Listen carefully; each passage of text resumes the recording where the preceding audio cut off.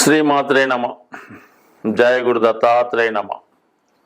ఈ వీడియోలో మనం 2025వ సంవత్సరంలో ఏ రాశుల వారికి ప్రభుత్వ ఉద్యోగం అనుకూలంగా ఉంటుంది, అలాగే ప్రభుత్వ ఉద్యోగం కాకుండా వారు చేసే ప్రయత్నాన్ని బట్టి ఒక పెద్ద జాతీయ అంతర్జాతీయ స్థాయిలో ఉన్నటువంటి సంస్థల్లో ఉద్యోగంలో ప్రవేశించడానికి కానీ ఉద్యోగంలో మార్పు కొరకు చేసే ప్రయత్నాలకి ఈ 2025వ సంవత్సరం మన మే నెల నుంచి ముఖ్యమైనటువంటి గ్రహాల మార్పు కారణంగా ఏ రాశి వారికి ఏ ఏ ఫీల్డ్, ఏ ఏ పరిశ్రమలు, ఏ ఏ సంస్థల్లో అనుకూలత ఉంటుంది, అలాగే వారు ఉద్యోగం చేసుకుంటేనే మంచిదా లేదంటే వ్యాపారంలోకి మారితే ఇంకా ఇంప్రూవ్మెంట్ సాధించవచ్చా, మరి కొందరైతే 2 రకాలుగా చేసుకుంటే ఏ విధంగా ఉంటుంది అన్న విషయానికి ముఖ్యంగా ఎవరికైనా జీవితంలో వారి జీవితంలో పైకి రావాలంటే ఒకటి వారు ప్రయత్నం ఉండాలి, అలాగే వారికి తగు విధమైన అర్హత, వారికి ఏ స్థాయిలో ఆ స్థాయిని బట్టి మనం చేసుకుంటే ఆ ప్రయత్నం ముందుకెళ్తుంది తప్ప మన స్థాయిని మించి చేసే ప్రయత్నాలు కూడా చాలా వరకు అత్యాశకు వెళ్ళినట్టు అవుతుంటాయి. కాబట్టి దానివల్ల కూడా ఉపయోగం ఉండదు. బట్ ఏదైనా మీ అర్హత, మీ స్థాయిని బట్టి ప్రయత్నం చేసినప్పుడు దానికి గ్రహాల యొక్క సహకారం కూడా కొద్దిగా యాడ్ అయ్యి అది మీ యొక్క భవిష్యత్తుకి ముందుకు తీసుకెళ్ళడానికి అనుకూలత ఏర్పడుతూ ఉంటుంది. అలాగే మనం ఏదన్నా ఒక వ్యాపారం చేయాలి అనుకున్నప్పుడు వరుసగా వస్తున్నటువంటి ఆ జాతకుడి యొక్క దశలు, అంతర్దశలు, ఈ గోచారంలో ఈ మధ్యలో ఏలినాడు శని, అష్టమ శని రాకుండా కంటిన్యూగా కనీసం ఒక 10 సంవత్సరాలైనా ఒక మంచి పీరియడ్ ఉంటే ఆ జాతకుడు ఆ ఫీల్డ్లో నిలదొక్కుని దాంట్లో ధనం, నేము సంపాదించడానికి అనుకూలత ఉంటుంది. మనం ఏదైనా ఒక వ్యాపారం కానీ ఒక వ్యవహారం కానీ ప్రారంభించినప్పుడు ప్రస్తుతం ఉన్నటువంటి టైం చూసుకోవడం జరుగుతుంటుంది. అంటే ఒక 6 నెలల దాకా, సంవత్సరం దాకా టైం బాగానే ఉంది కాబట్టి ఈ ప్రారంభం అది బాగానే జరుగుతుంది.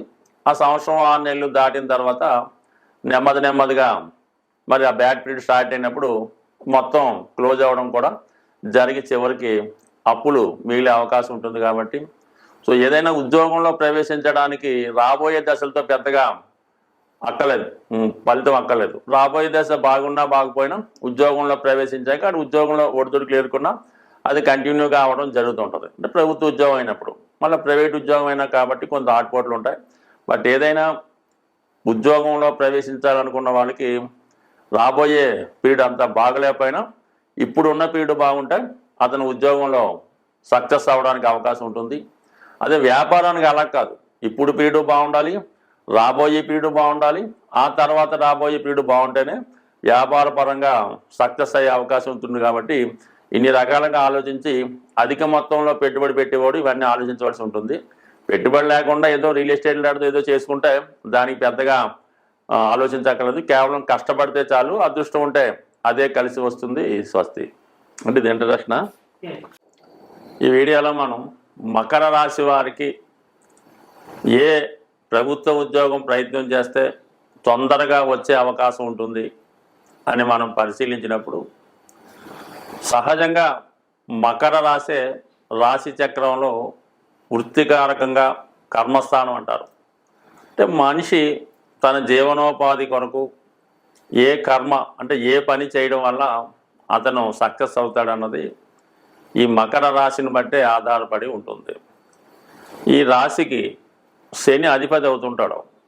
అందువల్ల సహజంగా వీళ్ళు ఎక్కువగా సేవక లక్షణాలు, సబార్డినేట్ లక్షణాలు కలిగి ఉండి జీవితంలో సర్వీస్, అంటే చిన్న స్థాయిలో సేవ, సర్వీస్ లాంటివి ఉద్యోగాల్లో ప్రవేశించి అంచెలంచెలుగా వీళ్ళ జీవితంలో ఉన్నత స్థాయికి వెళ్ళడానికి కారణమవుతూ ఉంటుంది. అంటే ఇది ప్రభుత్వ రాశి మనకి ఏంటి, సింహరాశి, అది అడ్మినిస్ట్రేషను, గవర్నమెంటు అంతా కూడా మన సింహరాశిలో ఉంటుంది. అంటే ప్రభుత్వానికి ఎవరు సర్వీస్ చేస్తారు, అక్కడ నుంచి 6వ స్థానం లెక్క పెట్టినప్పుడు అది మకర రాశి. అందుకే దానికి శని అధిపతి అవడం వల్ల కంపల్సరీగా ఒక ప్రభుత్వం నడవాలన్నా, ప్రజలకి కావాల్సినటువంటి సేవలు, సదుపాయాలు, సౌకర్యాలు కలగాలన్నా మకర రాశిలో జన్మించిన వ్యక్తులు కంపల్సరీగా అవసరం అవుతూ ఉంటారు. అంటే ప్రభుత్వానికి సేవకులు కేవలం మకర రాశి వారు మాత్రమే. అందుకని ఈ రాశి వారు ప్రారంభంలో సాధారణ స్థాయి ఉద్యోగాల్లో ఎక్కువగా రావడం జరుగుతూ ఉంటుంది. అంటే దీనికి శని అధిపతి అవ్వడం వల్ల కష్టపడి చిన్న స్థాయిలో ప్రవేశించి ఉన్నత స్థాయిలో వాళ్ళు పదవీ విరమణ చేయడం జరుగుతుంటుంది. ఏదో ఒక రెస్పాన్సిబిలిటీ, బాధ్యత ఈ రాశి వారి మీద ఉండడం వల్ల కంపల్సరిగా ఏదో ఒక శరీరాన్ని కష్టపడి చేసే వృత్తిలో ఉండడం జరుగుతూ ఉంటుంది. అంటే వాళ్ళ స్థాయిని బట్టి ఉండడం జరుగుతూ ఉంటుంది. బట్ ఏదైనా ఎక్కువగా క్లాస్ 4 ఎంప్లాయీస్, ఈ మున్సిపాలిటీ, ఈ రెవెన్యూ, ఎందులోనైనా అవ్వచ్చు, పొద్దున్న లెక్కనే డ్యూటీకి ఎక్కి వారి యొక్క సేవలు ప్రారంభిస్తూ ఉంటారు. అది ఆర్టీసీ అవ్వచ్చు, రైల్వే అవ్వచ్చు, మున్సిపాలిటీ అవ్వచ్చు, ఏదైనా మనకి పొద్దున్నే వాళ్ళంతా కూడా హాజరై మిగతా కార్యక్రమాలు సజావుగా సాగడానికి ముందుగా ఈ దేశాన్ని, ప్రపంచాన్ని, అవసరమైతే నగరాన్ని, గ్రామాన్ని, పట్టణాన్ని శుభ్రం చేసే కార్యక్రమం వీళ్ళు చేస్తూ ఉంటారు. అలాగే ఉన్నత స్థాయి ఉద్యోగులు డిసిప్లిన్, లా అండ్ ఆర్డర్ కూడా వీళ్ళ చేతుల్లోనే ఉంటుంది. అందుకని ఎక్కువగా ఈ పోలీస్ డిపార్ట్మెంటు, రెవెన్యూ శాఖ అంటే లా అండ్ ఆర్డర్, అది చిన్న స్థాయి అవ్వచ్చు, కానిస్టేబుల్ నుంచి ఎస్పీ దాకా కూడా ఈ రాశిలోనే ఉంటారు. అంటే కంపల్సరీగా వీళ్ళు ఉద్యోగం మాత్రమే చేస్తారు, ఉద్యోగం మాత్రమే చేయాలి, అది ప్రభుత్వ సర్వీస్లోనే బాగా రాణించగలుగుతూ ఉంటారు. లేని పక్షంలో చాలామంది ప్రభుత్వ అధికారుల దగ్గర, ఈ ప్రభుత్వ అధికారులు రాజకీయ నాయకుల దగ్గర, వారి దగ్గర కార్ డ్రైవర్ గాను, సెక్యూరిటీ గాను, వారి గృహం నుంచి పనిచేసే వాళ్ళుగా కూడా ఈ రాశి వారు ఎక్కువగా మనకి కనబడడం జరుగుతూ ఉంటుంది. అది గత జన్మ ప్రభావం అనుకోవచ్చు, ఈ జన్మలో రుణం తీర్చుకోవచ్చు. ఏదైనా ఈ మకర రాశి వారికి కష్టపడి పనిచేసే శక్తి భగవంతుడు ఇవ్వడం జరుగుతుంది. అలాగే ప్రజల్ని రక్షించి ఒక మంచి మార్గంలో పెట్టే శక్తి కూడా ఈ మకర రాశి వారికి ఉంటుంది. శని వృత్తి ఏముంటుంది, శని భగవానుడి యొక్క డిసిప్లిన్గా ఉంచడం, ఎవరు అన్యాయంగా అక్రమంగా ప్రవర్తిస్తే వాళ్ళని సరైన దారిలో పెట్టడం శని భగవానుడి యొక్క వృత్తి. అలాగే ఈ రాశిలో ఉన్న వాళ్ళు కూడా అదేవిధంగా క్రమశిక్షణతో వెళ్తారు, ప్రభుత్వ సర్వీస్ చేస్తూ ఉంటారు. ఎవరన్నా క్రమశిక్షణ తప్పితే వాళ్ళని శిక్షిస్తూ ఉంటారు. మొత్తం ప్రజాస్వామ్యం, ఈ ఓటర్లు అందరూ కూడా ఈ రాశిలోనే ఉంటారు. బట్ ఏదైనా ఈ రాశిలో ఉన్నటువంటి నక్షత్రాలు కూడా ముఖ్యంగా ఉత్తరాషాఢ, అది రవి ఆధీనంలో ఉంటుంది కాబట్టి వీళ్ళు గవర్నమెంట్ సర్వీస్ నెంబర్ 1గా చేస్తారు. దాని తర్వాత శ్రవణ నక్షత్రం, ఒక పని శ్రద్ధగా చేయాలన్నా, ఒక వ్యవస్థను నిలబెట్టాలన్నా, అణగదొక్కాలన్నా కూడా ఈ శ్రవణ నక్షత్రం వాళ్ళలోనే ఉంటుంది. చెప్పింది శ్రద్ధగా వినడం, ఆ పని పూర్తి చేయడం జరుగుతూ ఉంటుంది. అవసరమైతే రాజ్యాన్ని శాసించగలరు, అవసరమైతే ఓటర్ల రూపంలో ఆ ప్రజాస్వామ్యంలో నెగ్గిన వాడిని ఖచ్చితంగా పదవి దింపి వేరే వాడిని పదవిలోకి ఎక్కించే సామర్థ్యం కూడా ఈ శ్రవణ నక్షత్ర జాతకులకు ఉండడం జరుగుతుంది. ఇది సాక్షాత్తు ఆ పరమాత్మ యొక్క నక్షత్రం. అందువలన మరి ఈ రాశి వారికి, ఈ నక్షత్రం వారికి అంతా పవర్ ఉంటుంది. ఇక ధనిష్ట నక్షత్రం ధన సంపాదనే ధ్యేయంగా ఉంటుంది.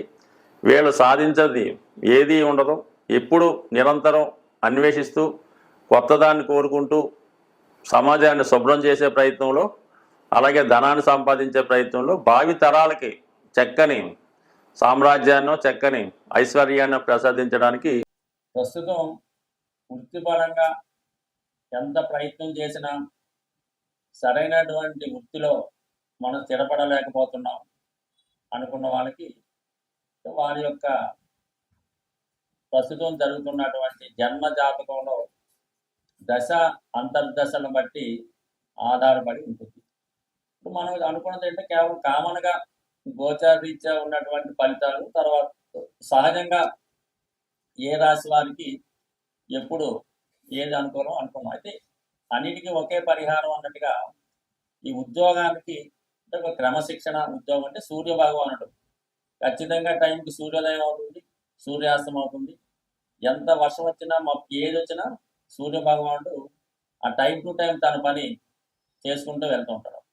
అలాగే ఏదైనా వృత్తిలో స్థిరపడాలనుకున్న వాళ్ళకి ఒక క్రమశిక్షణగా ఒక ఉదయం వేకువజామునే లెగ్స్ ఉండడం, అలాగే సాయంకాలం సమయంలో నిద్ర, ఇవన్నీ ఒక టైంలో పంచువాటిగా చేయాలి. మీరు పొద్దున్న లేచారు 5:30 ఓకే, లేదా పార్క్ వెళ్ళారు వాకింగ్ అరగంట టైం ఓకే, టిఫిన్ 9:30 అంటే 9:30కి రోజు భోజనం 1:30 2 అనుకుంటే ఆ టైంలోనే భోజనం, సాయంకాలం 4 గంటల టీ అంటే 4 గంటలకే తాగండి, మళ్ళీ 8 గంటల ఈ టైం మెయింటైన్ చేయండి. మీరు ఖాళీగా ఉండండి, కానీ ఈ ప్రతి పని కూడా ఒక టైంకి పర్ఫెక్ట్గా చేయడం వల్ల, అలాగే మీరు ఎక్కడ ఉన్నారు మీ మదర్కి ఫోన్ చేయండి ప్రతిరోజు అదే టైంకి, లేచినంటే ఉదయం 7 గంటలకి అదే టైంకి మీరు ఫోన్ చేయండి, ఆవిడ ఎదురు చూస్తుంటారు, మీ పని కార్యక్రమం పూర్తవుతుంది. ఈ విధంగా ఒక టైం ప్రకారం సిస్టమేటిక్గా మీరు నిరుద్యోగిగా ఉన్నా ఉద్యోగం ఉన్నా ఈ టైం సెన్స్ పాటించడం వల్ల కంపల్సరీగా మీ యొక్క వృత్తి వ్యాపారాలు ఇంప్రూవ్మెంట్ అవుతూ ఉంటాయి. మీరు ఒక షాప్ పెట్టుకున్న కాలనీలో ఉన్నారు, ఒక్క మనిషి రానివ్వండి రానివ్వకండి, టైం మెయింటైన్ ఉదయం 6 గంటలకి షాప్ ఓపెన్ చేయమని బోర్డు రాయండి, 6 గంటల నుంచి సాయంకాలం 6 గంటల దాకా ఉంటుంది. ఎంత ఇబ్బంది వచ్చినా ₹1 అమ్మకపోయినా ఉదయం 6 నుంచి సాయంకాలం దాకా ఓపెన్ అయి ఉంటే నెమ్మదిగా మీ కస్టమర్స్ పెరుగుతారు, సమయంగా ఆ టైంకి వచ్చి తీసుకెళ్ళడం కూడా జరుగుతూ ఉంటుంది. అదే ఒకరోజు 10 గంటలకి, ఒకరోజు సాయంకాలం 4 గంటలకు క్లోజ్ చేయడం, వర్షం వచ్చిందని సెలవు ఇవ్వడం, ఈ విధంగా చేయడం వల్ల మీ కస్టమర్ మీ దగ్గర రాడు, ఎక్కడో అక్కడ బయట నుంచి కొనుక్కొని మీరు ఉంటారో తెలియదు కాబట్టి వాడు ముందు ఏర్పాటుతోనే రావడం జరుగుతుంటుంది. కాబట్టి వ్యాపారం అయినా ఉద్యోగం అయినా క్రమశిక్షణ టైం మెయింటైన్ చేయండి. ఇదే దైవారాధన లాంటిది. Work is worship, duty is God అన్నట్టుగా మీరు ప్రవర్తిస్తే 100% ఉద్యోగం అయినా వ్యాపారం అయినా సక్సెస్ అవుతారు. దాంతోపాటు ఏంటంటే ప్రతిరోజు సూర్య భగవానుడి ఆరాధన, అంటే అతనే క్రమశిక్షణ కారణం అవుతుంటాడు. ధనాన్ని ఇచ్చేది కూడా సూర్య భగవానుడే కాబట్టి ఈ విధంగా మీరు సూర్య భగవాన్ని పూజించుకోవడం, ఆదివారం నియమంగా ఉండడం చేయడం వల్ల కంపల్సరీగా మీరు ఏ వృత్తిలో ఉన్నా రాణిస్తారు. అయితే కొద్దిపాటి మాన్యువల్ రెమెడీ అనుకోండి, మామూలుగా ఈ జంతువులకి, అది ఆవు కావచ్చు, గుర్రాన్ని కావచ్చు, పిల్లి కావచ్చు, చెరువులో చేపలు కావచ్చు, ఈ మూగ జీవులకి ఆహారాన్ని అందించడం కూడా మీకు చాలా వరకు ఈ వృత్తిలో అభివృద్ధికి సహకరించే అవకాశం ఉంటుంది. ఈ విధంగా చిన్న చిన్న రెమెడీస్, ఎక్కువగా ఈ డ్రై ఫ్రూట్స్ ఉంటాయి కదా, ఎండు ద్రాక్ష, ఎండు ఖర్జూరం లాంటివి ఏదో ఒక మీకు అనుకూలమైన రోజు ఎక్కడ ఉన్నటువంటి మరి సాధువులు లాంటి వాళ్ళకి ఈ డ్రై ఫ్రూట్స్ పంచిపెట్టడం వల్ల చిన్న చిన్న వృత్తిపరమైనటువంటి చికాకులు, అంటే ఏదన్నా ప్రతిదానికి ఒక రెమెడీ, ఒక సమస్య ఉంటుంది. అయితే మనం ఆ ప్రయత్నం చేస్తూ ఈ పరిహారాలను కూడా చేసుకోవడం వల్ల మరి భగవంతుడి యొక్క అనుగ్రహంతో ఉపాధిలో స్థిరత్వం వచ్చే అవకాశం ఉంటుంది. స్వస్తి.